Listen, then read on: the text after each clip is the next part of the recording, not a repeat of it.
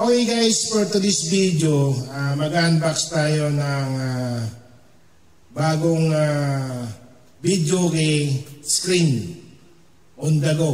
Kasi yung dati natin ginagamit ay ito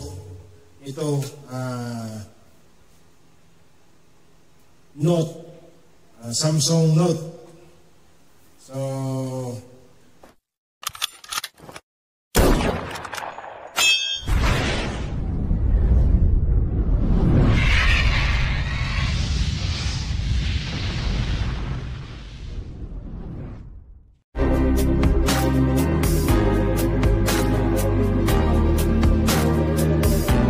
mag-unbox tayo ngayon ng pang-videoke.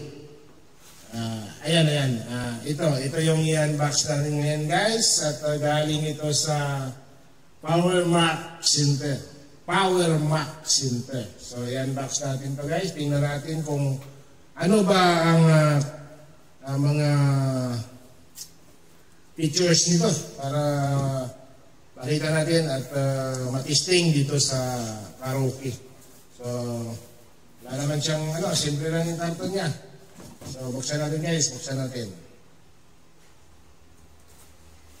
Ayan, buksan natin kung may mga katalog ba ito dito. At para malaman natin kung maganda ba talaga itong binili mo, Paul. At masubukan natin. Ayan. Uy! Ayan guys, ito yung box niya. Ang ganda ng box. iPad Air ang gagamitin natin screen pang video key para medyo malaki-laki. So tingnan natin kung anong laman nitong iPad Air na to at kung may mga katalog ba to. Ayan. Manipis. Pero nga, ito siya. Then, meron siyang kasamang charger. Yan, charger lang. Tsaka, cord. Ito na yung kasama niya. Wala nang iba. Lagyan natin dyan. Tapos, meron siyang catalog. Ayun. Welcome to iPad Air. Tap button with touch ID. Kailangan ng ID rito. Volume button, adjust audio volume. Swipe up to go home. Apple Pencil Pro. Smart connector. Tapos dito, tap to wake.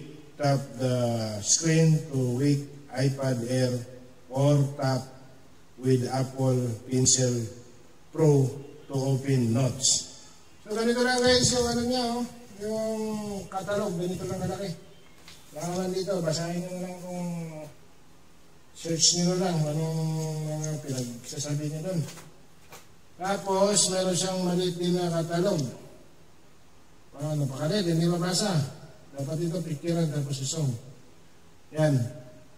Ito lang, mga maliliit na katalog. Yan lang, tinitid masyado nila. So, ito yung unit niya. Yan. Ito guys. Yan. iPad Air, then 13 inches. So, 13 inches siya, ang laki. Yan. 13 inches.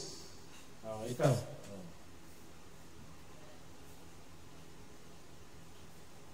So, paano ba i-operate ko?